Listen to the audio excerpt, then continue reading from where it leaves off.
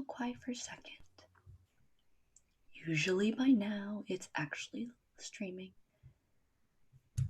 It says live.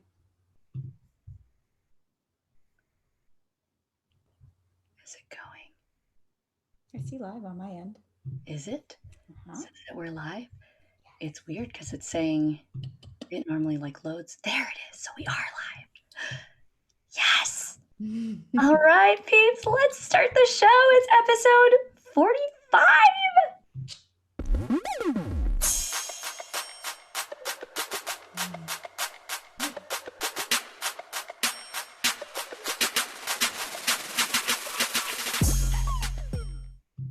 Hello, everyone. It is episode 45 of Cheerful Conversations. I'm almost at the halfway point because I'll stop it. I think I'm going to have just 100 episodes. I think I'm deciding on that. But today I have one of my favoriteest people in the whole wide world on the show co-hosting with me today. And we're going to talk about some really interesting stuff, it being Valentine's Day on Friday. But I just wanted to introduce you guys to Ebony Cauley. Ebony, thank you so much for being here. Hi. I'm super excited.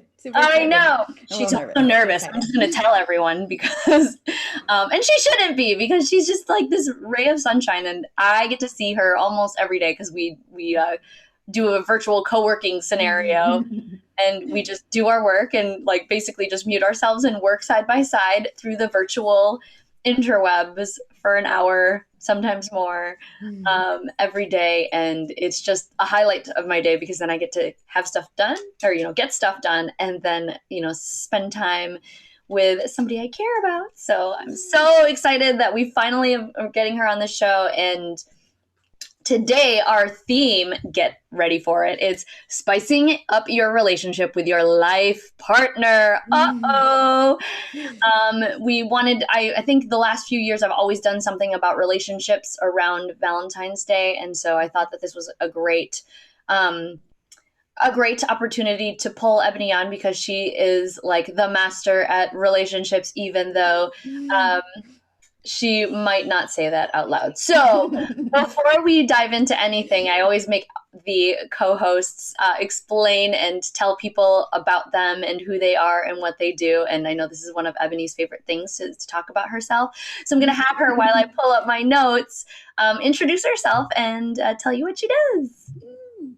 Thank you, April. I'm just ecstatic to be here. And like you said, super nervous, but ultimately my 9 to 5 is I have Virtuallyourz, where I help businesses to optimize their business operations. And outside of that, I deeply am curious and have a fascination with psychology and ultimately with relationships and the intimacy of one-on-one relationships. So that's where my curiosity really peaks, and I get to work with people in that capacity. Yes. And she will soon be branching off and having a secondary part of her business or secondary part of the work that she does, which will be relationship coaching in some aspect, right? Yes, which absolutely. And this kind of talks about how we kind of met because we both went through the iPEC program, coach training program, which stands for, why am I blanking? Institute Professional Coaching Excellence. Yeah, excellence in coaching or something like that. Yes. But we didn't go through the program at the same time, and so it's very, very interesting. And I'd like to hear Ebony's side of the story because I know I'll fill in blanks of my perspective of it. But we met in a very interesting way, and just to see that we are so super close, and she's one of our legacy members of the ASC, Accountability Success Circle. So we've kind of been in this thing and walking our journeys together for the last couple of years. But how would you say we met each other? So in going through iPEC's training, we have our private Facebook group for all the coaches.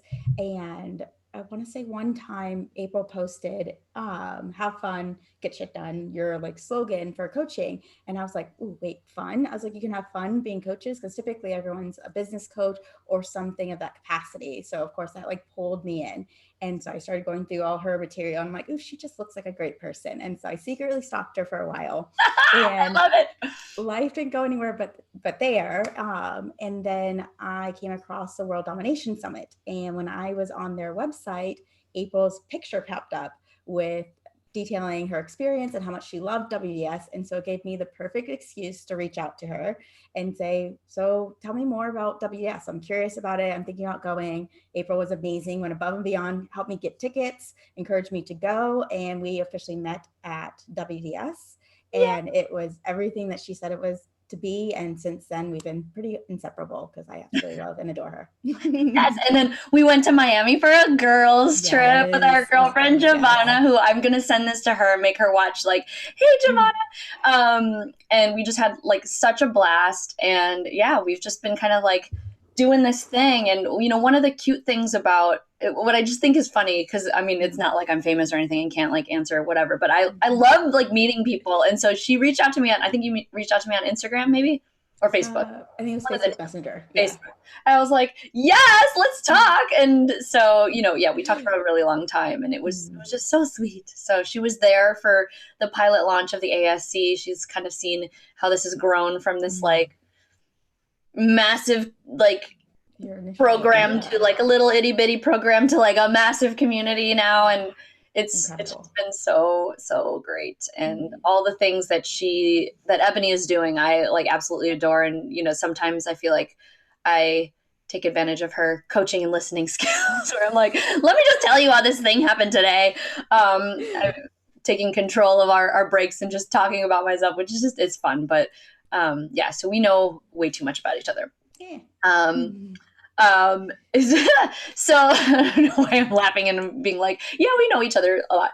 But yeah, so today we wanted to talk about the whole relationship thing. And I've been married for, I should have counted this. I don't know why I'm starting to forget. That's how long I've been married. Almost 14 years. And Ebony, how many years have you been married? It will be 5 years in October, but we've been together for 8 years. Yes. In March. Yeah, so and Tim and I have been together for 18 years. So it's like we've got some perspectives of being in a long relationship, different phases. Obviously, I have kids. Ebony doesn't have kids yet, but maybe we'll soon, someday. And relationships go through all these different phases. And we're going to talk about just what it's like to be in a committed relationship, because I know that sometimes, you know, there's also the other side of it of like finding your mate and, you know, really falling in love.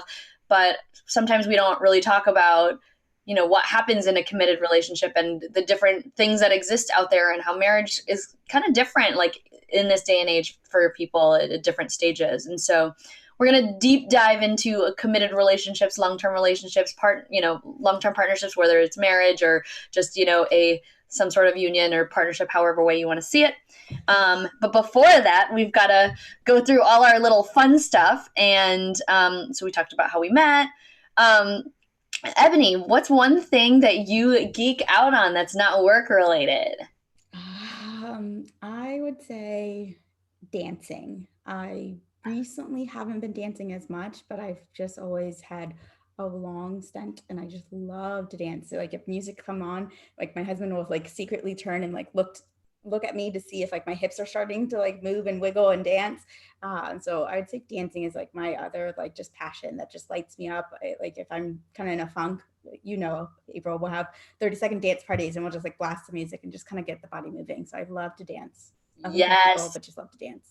Yeah. Yes. And what was the team that you danced for? I danced on the Orlando Predators almost 10 years ago. Oh. That's crazy. She just shared a video with me of it back there. And I was like, dang girl.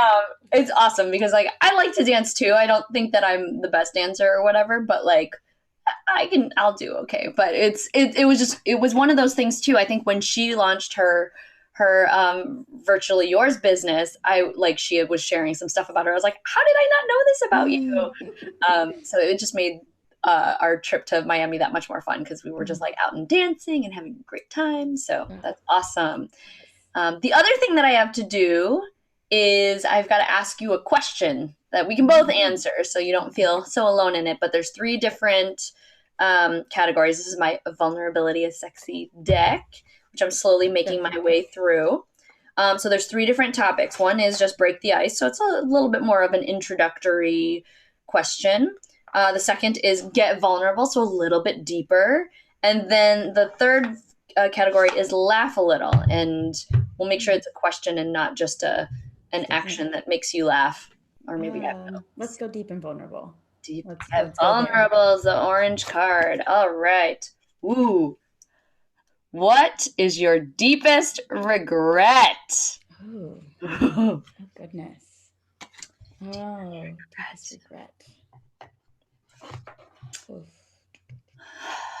I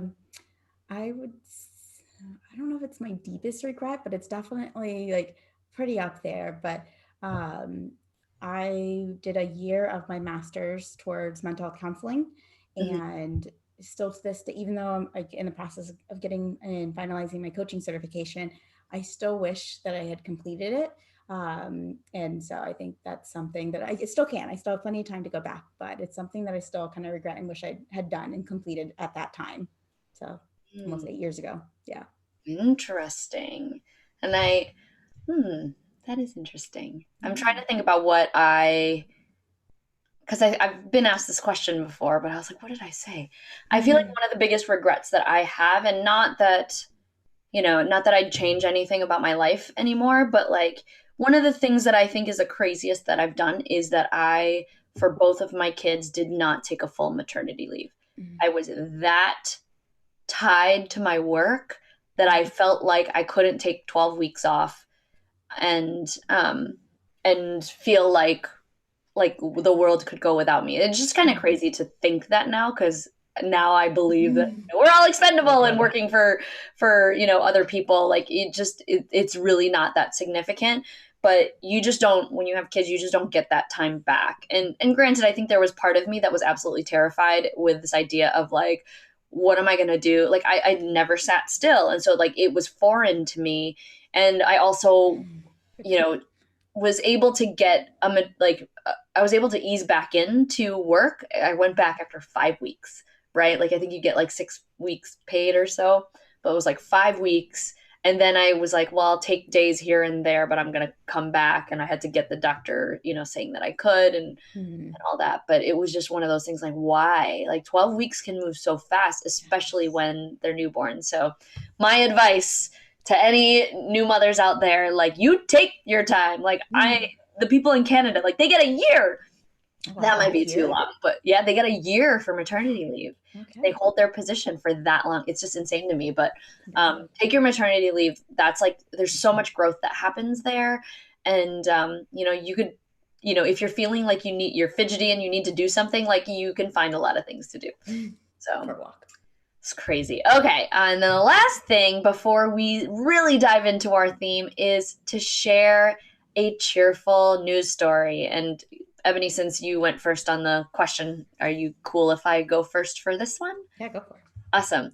So this is a little bit old now. It's old news, is from like last month, but I found it and I loved it. And the fact that it kind of has to deal with relationships is what makes it just sweeter based on our topic. So, I'm always a sucker for a good proposal or whatever, those like flash mobs or whatever. But there's this guy, and I think this kind of went viral, and so maybe a lot of people know about it, but I'm going to continue spreading it for, the sake of Valentine's Day. This man was proposing to his fiance, or, his girlfriend, and he does animation, and she's a doctor, I think. And he basically like got somebody to help animate Sleeping Beauty, but like kind of changing the faces to be more. And I don't know what he's, where he, like, I think the girlfriend is like Indian. So they weren't like white, just like, they were, people of color of some sort. And then, so he redid like the faces on the Prince and Sleeping Beauty to match theirs. And then he freaking like somebody threw him like but the cartoon, like basically he threw something and then like a ring like landed, not a ring, but like a ring box handed. And he basically like proposed in the movie theater, and he, had like family, but then hired all these people who like they didn't know, like in the audience, so that it made it feel legitimate. And it was just insane, like that somebody would go through all that work and to make this amazing, unique proposal. But so yeah, that just made me super happy. And he was like working on this for like 6 months, so super super cool. So I think they got engaged on like December 30th or something like that. And where do they live? They live in Massachusetts. Yeah. So the woman was a medical resident, so she's like working towards her or going through med school. So. Yeah. I love that story. Yeah. As soon as I heard it, I was like, oh, I was crying during the whole works. I know.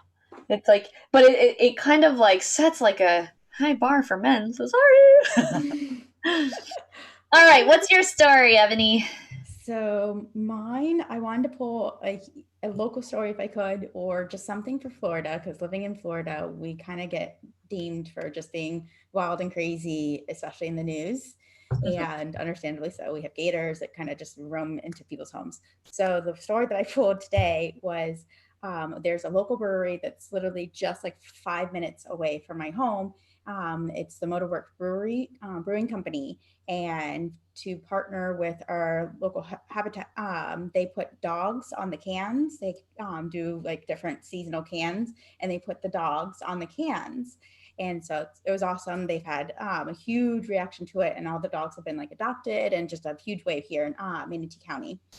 But the crazy part with that is that with the cans being showcased, the dogs being showcased on the cans, it got to a woman who lives in Minnesota who lost her dog 3 years ago in Iowa. And so she saw the dog and she's like, oh my God, is that Hazel? And so she reached out to them, and they found the chip, but on her chip, the phone number and address had changed because she moved to Minnesota. And so when they linked it, it was her dog. So now she's been reunited with her owner here from Bradenton back to Minnesota. So it was just crazy. I just love that because, someone here in Bradenton decided to put the local dogs on cans and across. Oh my gosh. Can you imagine losing your dog for 3 years and just like not knowing? Oh gosh. I don't even know. I never got my dog chipped, but like, thank God he just like, and he's like definitely like roamed the neighborhood and then come back, like just sitting on my doorstep. And I'm like, it's so crazy. And I hate those like dog movies that like make you want to cry because they're like trying to get home. And pulling on all those heartstrings. No, yeah. Oh, that's amazing. Good story. Yay. All right. Are we ready to talk about spicing up your relationship? Okay. So just because we're approaching Valentine's Day, and I might have talked about this at some point in one of my other episodes, but it's fine repeating it. But typically for Valentine's Day, what Tim and I have been doing basically since we started dating, so 2003 was the first year that we went to dinner, and then started the tradition every year after that, is that we have made a commitment to go to dinner on Valentine's Day. So it requires some planning, and there's been times where we didn't have a sitter and we brought our kids with us. But the tradition around it is that every year we switch off being the one who picks the restaurant, but the criteria is that it has to be a restaurant that we've never been to. So this year Tim is picking the restaurant. I'm just supposed to like drive into the city, and I don't know, like I don't even know where.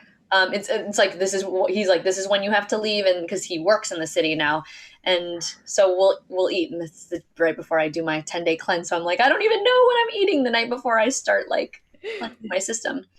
But so he's picking the restaurant this year, and then I'll pick it next year. But we so far haven't hit up against picking a restaurant that like one of us has been to, which is hard because, he's got work and I've been all over the place. And there was one year that when my brother was getting married, it was in February and we were in Guam. And so he had to find a restaurant there, and we were so jet lagged, but we keep on doing that. And it's just kind of fun because it's something that we started in 2003, and I have all the list of like all the restaurants that we've been to over time and where they've been.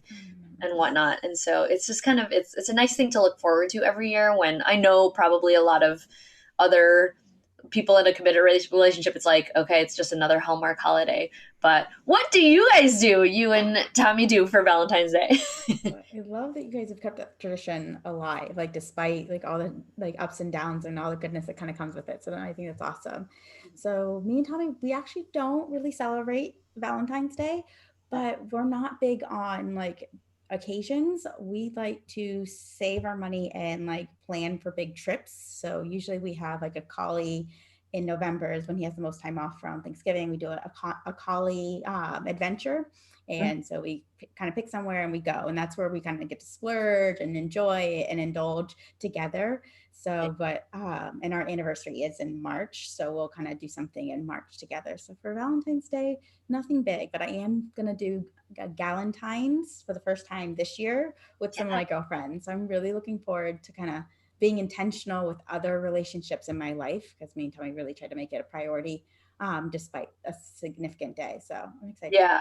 Yeah. And, you know, there's no right or wrong, right? I mean, exactly. A lot of times, like, we don't really celebrate anything else. I mean, some of it is, you know, family related. And then our birthdays, we try to, you know, we try to do something, but, you know, we do have these like tiny little traditions here and there. And that's kind of what just keeps some sort of repetition going in this, like, how many years of being together.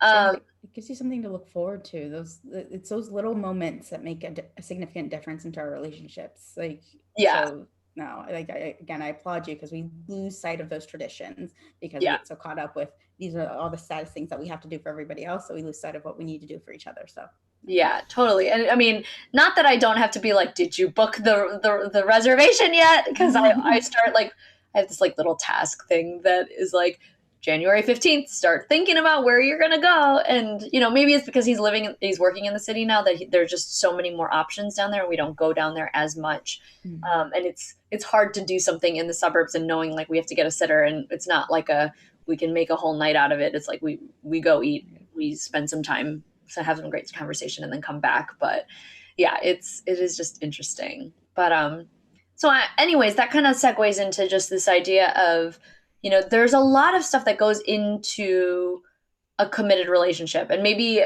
Ebony, if we want to kind of just go through the different phases, like from, you know, day one when you start dating or whatever, and I'll get you to like year 5, and then I can talk about like the stuff after, or, you know, share whatever, you know, looks different, or maybe if it's the same in those first 5 years of marriage, just to kind of see where we're at. And then maybe we'll just talk about, you know, how to just kind of deal with, you know, when you're with somebody for a long time, it's, you know, it's you got to kind of reinvent yourself constantly. And you know, you also grow in different ways, and you still have to, even if you're growing, you know, individually in a different way, like you still have to find a way to grow together, or then, you know, it leads to potential divorce or separation, which is not, I don't think people go into marriages thinking like, okay, let's just get divorced, you know? But it definitely takes work, right? Yes. All right, so let's go through the phases. So you start. No, I always like, it's interesting because I always like remind people, I'm like, the biggest thing when it comes to like relationships, we have this misnomer that it's just going to be easy and effortless. And that's how and when it's not, that's why we're wanting to quickly kind of just pull away, because we just need to go find the next person. And it's supposed to be easy and effortless, but that's not the case. So when it comes to like the 5, like there's a lot of material that says there's like multiple stages, but I like the one that says that there's 5 stages. So the first one is what is coined like the honeymoon phase, and it has to do with like attraction and romance and everything, like all the hormones are firing, like, and this person and individual in your life is just pretty awesome and perfect. We don't see any flaws. We show up 100% for our relationship, and we're fully invested, especially during this time. And usually within like 12 to 18 months is what the research says, is when we start to kind of get a little bit more comfortable in how we're showing up in the relationship. So this is where the struggle and the reality kind of sits in, because our faults tend to show up, because we become so comfortable within the relationship and it's familiar that we don't try to sugarcoat some of the goodness anymore. Mm. And we start to show up as our real selves. And then this is where like conflict can start to arise. And this can be the true test of the relationship if it's going to go past that initial stage, or if it can go into the long-term stages. Yeah. So you're saying that first stage is like 12 to 18 months. Yes. Right? Yeah. Like you And got to go through all the 4 seasons, right? yes. And Exactly. a little, and then some to be like, oh, this is now repeating. Exactly. I like this. And how do I want to show up? How do I want to do things? Yeah. So, but everyone kind of like, each relationship has its own rhythm that I truly attest and believe for. I don't like to say it and put people in categories. So Yes. it can be like seasonal. So some people can have a very long honeymoon period because they may be really patient individuals, or they might be avoiding a lot of things as well. So it can kind of go two ways. So yeah. But after you've kind of gone through the struggle and you realize that you are invested in your relationship, that's when you make the commitment to be in a partnership. And usually there's some exclusiveness to it. And whether that's, wanting to be in a monogamous relationship, identifying it as boyfriend and girlfriend, or making the commitment of being engaged as well. So people kind of do that courtship a little bit different, but they have like a significance to the relationship that identifies it. This is us. Yeah. Well, there's 2 or 3, however people wanted, but there's a significance of us to it. Yeah. And then the 4th stage is usually another stage of full commitments, where it's no longer a temporary idea because we're starting to plan for the future. So there can be a marriage, moving in together. So there's usually some type of stage that like solidifies the commitment a step further than we've stated that it's just us. Mm-hmm. And then after that commitment, then we kind of hit this buffer of like, this is like, some call it like just real love. I like to call it like evolving love, because like you said, we're constantly shifting and changing within our like relationship dynamics. So the person that we were 18 years ago is definitely not the woman that stands before him today. So with that, you actually learn to continue to re-love your partner, and you make that choice. Yeah. Exactly. Yeah. So those are the 5 stages that like I identify that relationships kind of go through. Let's go through it really quick. So there's just kind of like phase 1. What is the honeymoon phase? Was that phase 1 is the honeymoon stage? Okay. And then the second one was the struggle, the reality. Okay. I was like, I missed that in there. Okay. So just it's almost kind of like the line where it's like, if you can cross it, then you're like, you're in. Yes, exactly. And then the third is like the continuing to like court, but like kind of the combining of the two to kind of become one. And then the 4th is the commitment. Yeah. So number 3 is the partnership, is where we identify that there is like, 1 and 1 makes 2, or however, but we've identified that there's an us to it. Yeah. So you might label it as boyfriend and girlfriend, or we might get engaged. So your fiance. So there usually is not so much a labeling, but a commitment to, or a definition to what we are together. Okay. And so that's a partnership. And then that's 3. And then 4 is like the commitment, really making that a solid commitment of like, we're doing this thing. And then there's the 5th, which is like really trying to love and re-evolve, grow together. Awesome. And I think, what phase would you say that you and Tommy are in now, 5 years in? At that 5th stage? Well, it's interesting how like I don't think that the relationships are ever linear. Like I think you ebb and flow throughout, like within these 5 stages. They continuously come back as your relationship evolves and you're in that 5th stage. So if it's evolving, you hit then maybe that peak zone, you're back into that honeymoon phase because everything's kind of new and interesting. And then you fall into, the struggles of reality. So I would say that right now we're in a good solid, like, I would say between like 4, because we've made that like commitment to each other, and then we're still growing and evolving. So I think we ebb and flow between the 2 of 4 and 5. Yeah. And I think that's where, it is interesting too, because I think that honeymoon phase can come back in, just with the change of certain things. I kind of want to look at this place after you've kind of made the commitment though, right? Because you know, a lot of times when you're in those initial stages before you actually like put a ring on it or, you know, make that deeper commitment. Yeah. If you like it then it's one of those things where like there's so much that's going on and there's kind of like sub phases within that like committed relationship. And I think a lot of times before, and I don't know if you experienced this, but I think there was definitely a time in my life where I was like dating Tim for like 3 years and all of our friends were getting married and I'm like, what the F? Like, when are we gonna get married? Like, what's the big deal? And you know, now I'm like, oh wow, like we're together so many years later. Like I don't know why I was rushing that, but it was like the anticipation of like that commitment like brought its own excitement into it. And then once you know, got married or, you know, were in that partnership or whether it could be like moving in with somebody or whatever, after you take that step, it's like, holy crap, we're starting over. And you're just kind of like seeing things from a totally different angle. And there's so many then different places where it can go. And then when you have kids, it's like a totally different thing. And then when the kids, and I haven't, you know, gotten to this point yet, but like when the kids are old enough and they're sustainable and you go on your own, like what, like that's a whole new phase all over again. So it's like you're kind of going through these cycles of these phases like constantly in terms of like, okay, this is new. How do we deal? But then how do we settle?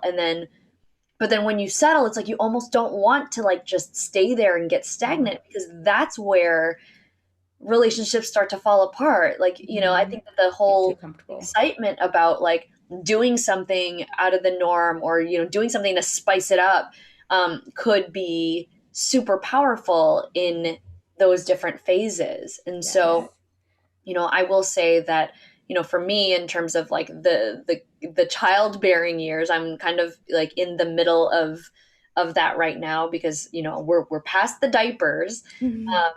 And I'd maybe even say like, so once you get married and you're kind of settled and but like still trying to do some fun stuff when you make that decision to have kids, that's like the new exciting thing to look forward to. Right. And if you are able to have them, then all of a sudden, like you're just like, everything that you knew is like thrown out the window and you have to have these roles now where, you know, your life, like you're not in control of just your life anymore. You have to control, you know, all these little human beings and divide and conquer and all of these things. And it changes the relationship dramatically.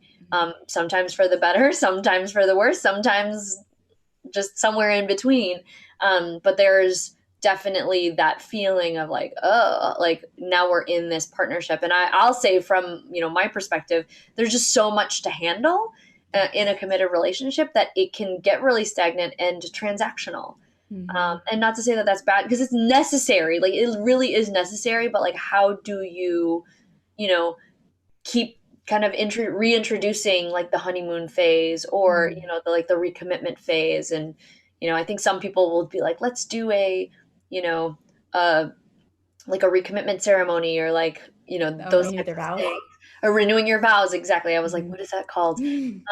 So there's different things that people can do, you know, and then it gets to the point too. And maybe I'm like in this just because like I have kids and it's this idea of like, you know, all of these, you know, all of that intimacy that we used to have when there was no like peering children, like mom, you know, not having those distractions. Like it was a lot easier back in the day to be more intimate and like, I don't know. I mean, maybe it's just like a joke among like couples that have kids where it's just kind of like, what, like I'm too tired or, you know, it comes from both sides. Like I'm either too tired or like, what's that? I don't even remember what sex is and stuff like that. And, you know, sometimes that can be like, okay, this is a phase of life and we'll get out of it. But then some people like, especially who, you know, need that physical touch and want that intimacy to be shared. Sometimes it can be a real challenge. And so, and it's not necessarily something that people talk about a lot. Like they might do it in jest and do it as a joke, but like, you know, there's a lot of conversations enough. Yeah. We like you said, I think we joke about it, you know, to make ourselves feel a bit more comfortable and recognize that am I alone? Like, are you doing it more? Are you like intimate? Like we're wanting like to feel normal, but I think we need to have more conversations about what is normal and that it is okay that we're not as intimate. And what does that mean at this, like you said, season of life, now that we have kids and we don't have kids and like we have to put in more effort. What does that look like? What does that mean? And having more conversations. So I think a lot of the relationships revolve always around communication. But 100%. like it's interesting how like we haven't brought it up, but like there's like a lot of shame and guilt associated with relationships and communication, and then ultimately with sex, like, and what that really means. Because we're not taught when we're children, we kind of avoid those type of conversations. Then we get into our relationships and we are in that honeymoon phase, things are easy and effortless, and then all of a sudden we get to the reality that's like, okay, now I actually have to put in effort. What does that really mean? How do I show up in my relationship? How do we have these hard conversations and deal with life at the same time? There's all for sure. And I think that, you know, when it comes to, I mean, it's funny because there's different ways that you can try to like be more intentional about it. But then, you know, it is also, and I'll say this from being somebody who has, you know, a kid that is a decade old and another 8-year-old. I mean, there's a part of me that like sometimes feels like I just don't want to get intimate, and I feel bad about it because I also know that, you know, I'll get pressure from other friends that'll be like, you know, you got to give it up. And I'm like, I know you got to take care of your man or he's going to go find it somewhere else. And like, that almost makes me feel worse because it's like, you know, so I have to like suck it up and deal with it and just do it. And I know that sometimes it's like, you just got to do it, right? It's just like, you don't want to work out, but when you work out, you feel so good. And yes, there are those times, but like the fear of like, you know, the kids walking in or, you know, those types of things, those are really, really real. And, you know, like, what if it's just, you know, like when you put too much pressure too, that can almost like create a little bit more anxiety. And so it comes back to just this whole concept of communication and really explaining like, what is it that you need and how can I do that? And how can we try to, you know, satisfy what we need in the relationship. And maybe now we need to kind of like switch into this idea that like, it's not always about intimacy too, right? Like, I think a lot of times it is definitely a big piece of the relationship, right? To just making a commitment to that. But to what level is it that, that intimacy that shows up, but also how do we, you know, there's other things at play, right? This idea of, you know, making sure that the family is safe and being taken care of and everybody is, you know, running on, you know, in a good place. Looking at it from the family perspective, there's the idea of like health, right? Is the whole family healthy? You know, that kind of can play a role. Are you having these engaging conversations where they're, you know, you might be debating or, you know, having discussion or really truly having that partnership? And if any of those areas, and there's definitely more, like, are you having fun together? Are you, you know, are you intellectually stimulated by each other? There's way too many, you know, like, do you have the same levels of motivation? Like, all of these things in a relationship play into all of it. And, you know, a lot of times, this is funny because I was asking Tim last night, I'm like, you know, if you were a guy giving a woman advice about like how to spice up the relationship, and, you know, of course, like, we're saying spice up the relationship in a way that it kind of insinuates something intimate and something physical. So of course, and he was like, he had just come from a dinner and he was a little intoxicated and he's like, I don't know, more sex. And I'm like, that's the typical answer. Thank you very much. But sometimes in a relationship, there might be a craving for more than just the intimacy. And sometimes making sure that there's a balance in the relationship in all the different areas can also, you know, boost some of those areas, right? I mean, exactly. Because if somebody who cares about motivation is watching their significant other motivated to do certain things or to make certain changes in their life, like, that can automatically boost this like, attraction of like, ooh, like, oh, you're doing, intrigue. Yes. oh, you're actually washing the dishes. What? Like, ooh.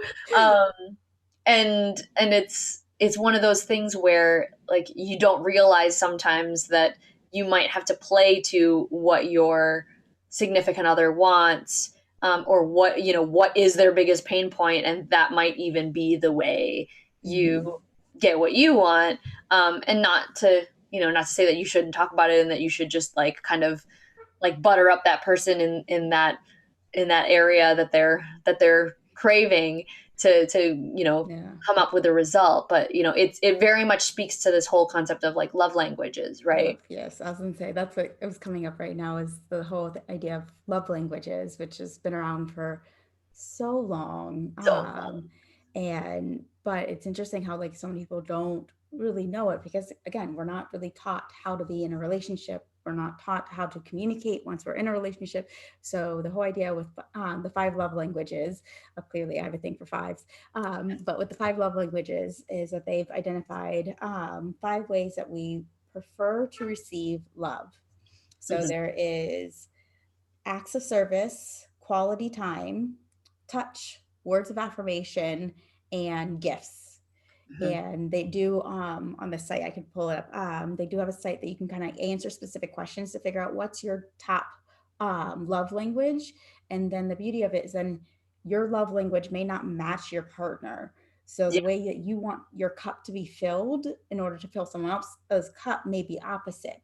So, but it allows you to find a commonality to communicate with one another. Because even though like you're saying, like I might be doing this and I might be doing this and I might be doing that, it may not exactly be showing to my partner exactly how I want to receive love. So for me, acts of service is my number one. So when Tommy does the dishes, I'm like so ecstatic, and I make it known, especially because sometimes we lack really acknowledging that your partner's doing and showing our gesture of our love. So I'll like be extra exaggerated. I'm like, oh my God, thank you so much. Not to be funny and cheeky, but to really like let him know like this is what I appreciate. Like it's the thoughtful, unexpected gestures of helping me out. And for him, it's quality time. So I'm like April, I like to go, go, go, go, go. And so Tommy forces me to slow down. So I'll remind myself like in the evenings, like this is our time to kind of just relax, enjoy a movie. And I make sure it's really intentional with being present with him. So putting our phones away and really being in the moment together is really important. Yeah. You know your love language? Yeah, so mine's definitely acts of service. It's like hands down. Like I'm like, oh, you move the garbage, or you know, like just not having to do anything or not having to control every situation just to make it move is like worlds like does wonders, right? So one of the things that Tim started doing, the boys really wanted to join Cub Scouts this year, and I was like, all right, I you know manage all of their extracurricular activities in the morning at school, any you know lessons that they have, getting them to their taekwondo classes, like I manage their entire calendar. But like I was like, if I really want them to do this, but like this is like a dad son bonding activity. Like I don't think that I can do this. I mean, and he didn't even know what the commitment was going into it, but it's like 3 meetings a month in the evenings, plus like camping outings and like all these things that are like not my jam, like 100%. Like I do them, but like I would prefer to be elsewhere. And he has like, I'm like, if you're gonna do this, like you need to be responsible. I don't want to be managing the calendar. I don't want to know.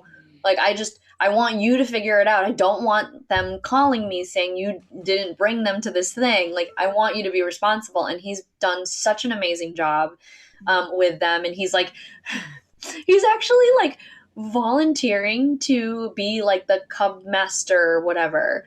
I was like, what? Because he like didn't want to do that at the beginning of the year, but he's gotten so into it that I'm like, wow, look at this. And it's definitely like appealing to my love language, because he's like doing this thing and bonding with our kids in a way that like everything that I do with my kids is like, I gotta get you to this class, and I gotta, and it's not even fun for me anymore because there's so much of it, and just managing like how they're doing academically and all that stuff. Like I have to take care of that. So like to have that not be on my list is amazing.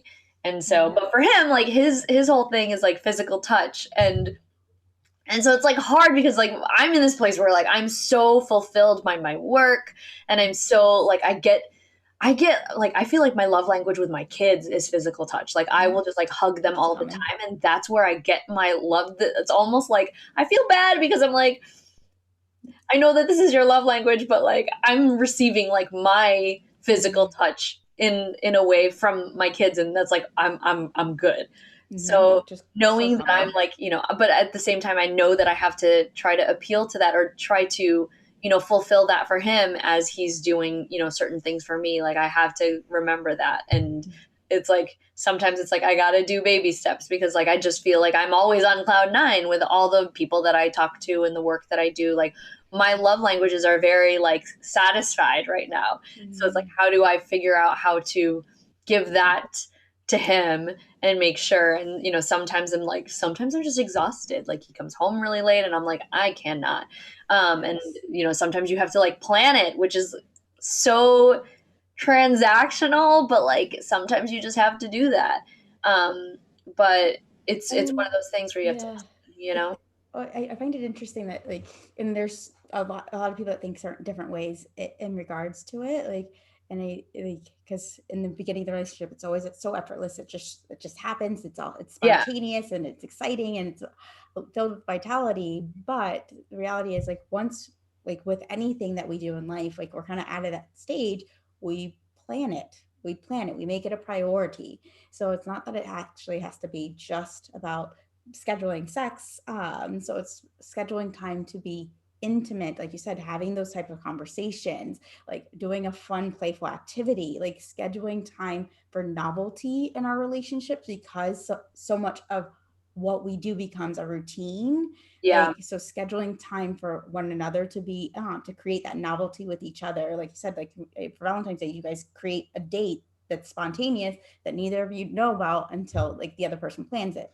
yeah, So I think so scheduling it is important because you're making it a priority, and anything in life that we find a priority, like we schedule it, we put it in the books, we plan it, whatever it may be. So I think that's really good that you do that. yeah. So we're trying. Yeah. What are some other, now that we're kind of getting into this, like, okay, we kind of see the challenges that come with a long-term committed relationship, and trying to think of different ways to like keep it spicy in a sense. And we've already talked about how like the communication is super, super important, because you want to make sure that you're on the same page. It's not just like, let's just all like have all the sex. Like that's not necessarily what it's all about. Some sex would probably be good, right? But what are some other ways that couples can come together to like reinvigorate, or just like put more life back and energy into their relationships? What suggestions do Um, you have? So I always want to start with like a check-in in regards to what do we currently enjoy? Like what do we used to do that was really fun? Do we want to continue doing that? Like so I always start with like a check-in in regards to what is it that was making our relationship really fun, feeling very vital, that I felt youthful, good, sexy, all those good things, and that really invigorated the senses and the sensuality within us. So I start with the list because each relationship is kind of different. Some relationships require more physical activity. Other relationships might require more mental aspects. And then Yeah. if you have people that are divided in that union, then you kind of have to compromise and to find something that either sometimes it's more physical, sometimes it's more mental, and you kind of play that dance with one another in regards to who gets to lead and who gets to follow. Mm, So I said the checklist is definitely number one. And then whatever you just like, whatever activities you've like listed, if you're kind of bored with that, then start being more present in the moment of like what you're actually doing. Because after a while, no matter like what we've done in life, like novelty is like what we choose to look at in a new way, yeah. because even though we've seen the same image and the same Mona Lisa, like we can still see different things within it. So it's kind of just changing our perspective on it. Mm, So mm, like, and maybe it's like dampening one of our senses. So if it's an activity that you typically already do, like going out to dinner, for instance, maybe it's blindfolding your partner and ooh, then you feed them. So then again, that forces them to kind of have to think about their other senses in that activity. mm, So I'm very sensory in regards to like what can I smell, what can I touch, what can I smell, and what can I see and feel. And within that is how I start to like plan out some dates that will like really invigorate one of those senses. So it's playful and fun and youthful. Yeah. For fun. That is a really cool idea. I mean, I was like, I have like just the idea of like getting out of your regular day to day. Like, I feel like when I'm at home, I can't, like, I'm so much about like, oh gosh, what did that, oh, my computer's here. I can just like get on the computer, and that immediately like kills any vibe, right? But like almost forcing yourself to remove yourself from your regular day to day situation by like going on a weekend together, or like, going out and being on a date where you don't have just the easy crutches of like, here's what I want to do and here's what I want to get done. Comforts. And like turning off phones, like different things here where it's like you just don't, you disconnect from the outside world and then kind of reconnect and plug into each other is super super fun. There's some activities, like there's one that it's called like soul gazing, and it sometimes can feel very woo for couples, because after a while, like, some couples, like they've tried the kink, they feel like they've done it all. But some of it's just like really reconnecting with each other, because even though we've tried it once before, we change. Our palate changes after 7 years. I want to say it's 7 years, your palate changes. So, but there's an activity, it's called soul gazing. Okay. And it's where you sit for like, as long as you can. So between like 3 to 5 minutes, and you're just staring at your partner and like really looking at them. And at first it's usually really, really uncomfortable. But after a while, you start to feel like really connected to them, and like without physically touching them, you feel very intimate with one another. So then afterward, you can kind of really talk about like what came up, what made me feel uncomfortable, what did you notice? And again, it helps us have those hard conversations and can lead into deeper areas for our relationship to kind of feel more connected. So, because that's where people ultimately start feeling disconnected, and they avoid and withdraw from one another, or they compress when they have all those pressures. So, exercises that allow us to feel connected is really what's going to help you get out of those ruts. Yeah. And I don't know if this is a good strategy, but I always feel like sometimes it's maybe it's also something that I feel like would be more helpful for me, is just like, for somebody who likes to control outcomes and like, is such a planner, to be almost like met with some sort of like set of challenges where, it's, you almost don't know what you're expecting, right?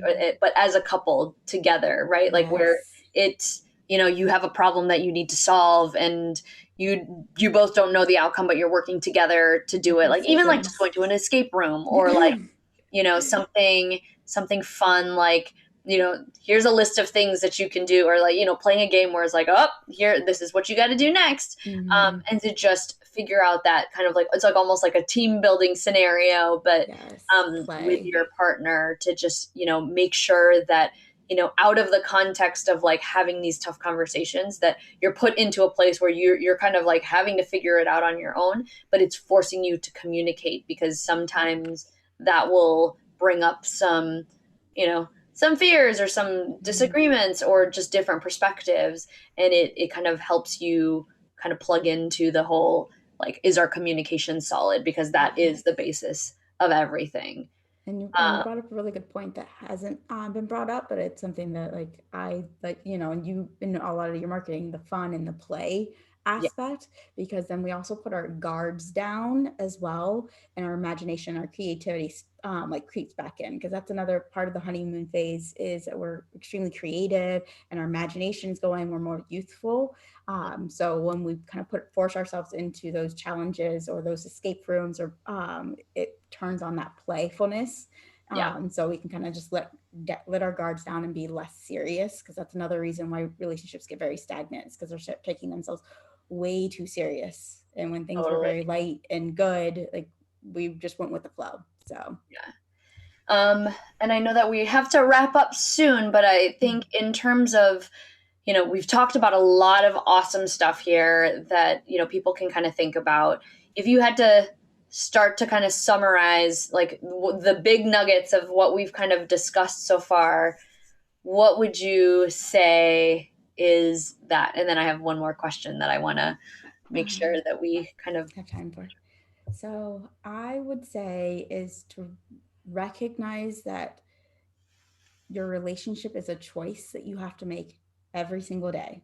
Mm-hmm. And with that choice comes specific responsibilities of showing up, and then but ultimately going with the flow, because life is extremely unpredictable. Mm-hmm. And so even though our expectations aren't always met, like we have opportunities that will allow us to grow if we're open to like new perspectives. And that's what our partner's meant to do, is challenge us to kind of grow and be better people. So I say kind of go with the flow, because we get very like set in our ways of like, this is how it's supposed to look like, and just be Totally. open in regards to like, how can this look differently? What can we do? And what is our relationship a rhythm, despite what society tells us it's supposed to look like? Yeah. What works for us? So Yeah. Totally. And I think, there's also that shame, exactly what you're saying. There's that shame and expectation of like, okay, we're married, so we have to have all of those things figured out. And it's okay to not, have everything like be perfect, right? Like none of us are perfect. And so that also means that like our relationships can't always be perfect. They're going to come with challenges, but it's again, this willingness to say like, but I'm committed to this. And when you start to waver and feel like you don't want to be in that committed relationship or something like that, and you're not able to just have that conversation about it, it's definitely, something to pay attention to, right? Because if you're not, you could be creating stories in your head about like what the relationship is supposed to be doing or what it's not. And maybe maybe that expectation is not really, maybe it's not even there, right? Like you just think it because it's what society is kind of defining for a relationship. So understanding that the sacred bond that you have with your life partner needs to be, something that, you define yourself in that, as a couple, right? Or in that unit, because, whatever the marriage institution looks like can very much differ from family to family. And it doesn't necessarily mean that it's a be all end all. No, But be curious.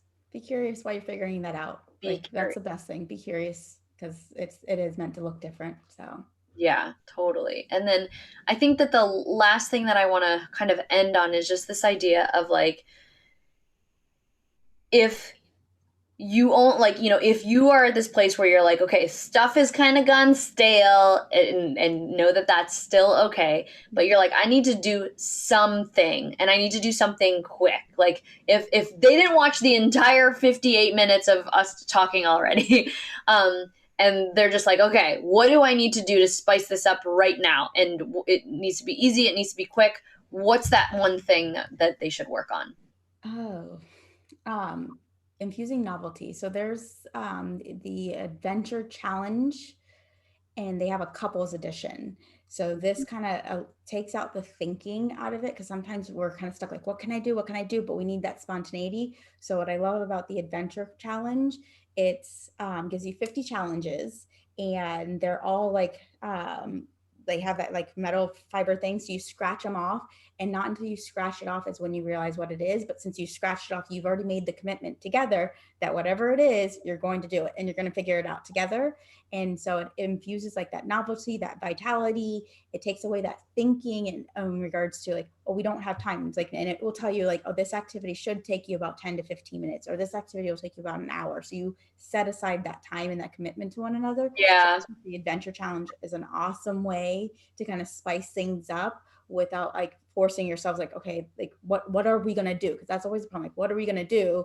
But until we know a little bit deeper in regards to what works for you, then that the adventure challenge I think is a great way to kind of just What's the website for that? Because then I can throw that in the adventure challenge. I'll figure out the exact one so you can drop it in the notes. I want to say it's the adventure challenge.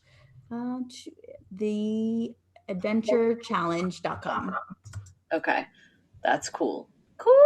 I'm like, maybe I want to try this. This would be fun.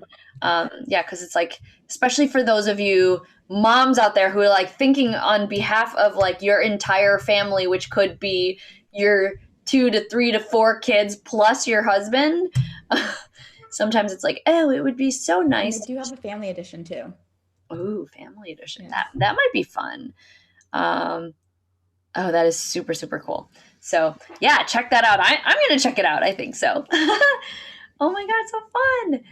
All right. Well, this was an amazing conversation, Ebony, and I feel like we could still talk so much more, and we will, about this topic and so much more. And I hope those of you who are watching either live or on the replay are thinking about, if you're in a committed relationship, or if you're not. I mean, if you're not in a committed relationship, then hopefully this gives you a perspective about like what couples struggle with, and we don't want to like scare you from it, because it is like, it is definitely a lot of hard work, but it's just always, I mean, in my opinion, it's always more fun like doing things together or having somebody to do that with. And just the institution of marriage or whatever, and just having that family, beyond that is like, just it's so fun to just have people to come with you and just ride this ride with you, whether it's like bumpy or smooth or exciting or scary. And hopefully you gain something from that. And for those of you, and I'm about to cough, for those of you that are in committed relationships, this is a great way to just think about, like, sometimes things do get stale, and it's okay. And it all comes from like just this want and willingness to be open to trying to figure out how to intertwine and weave together again. And go through those phases, and and always just trying to do something different and spice it up, per se. But look at things differently, because it doesn't have to be something different, but it might just be changing perspective. Yeah, so it doesn't necessarily mean that you need to totally revamp your relationship from head to toe, but like just looking at things from a different angle or from a different lens, and making sure that you communicate is the huge thing, because I feel like, I always say that like the basis of any relationship, whether it's an intimate one or like a social one or family, is communication. If you can't communicate, then you're putting your success at risk. So just being able to communicate your ideas and your feelings, and trying to also receive other people's feelings and all that without judgment, to really try to come together and either problem solve if it's an issue, or just really finding different meaningful ways to connect, is what's going to keep the relationship alive, no matter what type of relationship it is. So beautiful way to close it. Yes. Yay. So Ebony, thank you so much for being my co-host for this episode. We did it. 45. Are you like not nervous anymore? No, I'm still sweating, but it's okay. Oh, you're so funny.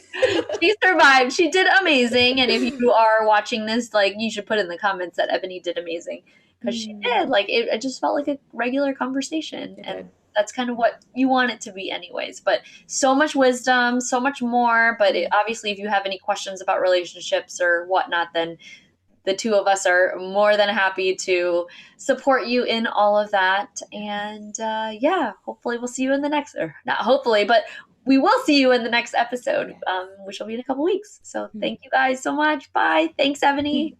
Thank you.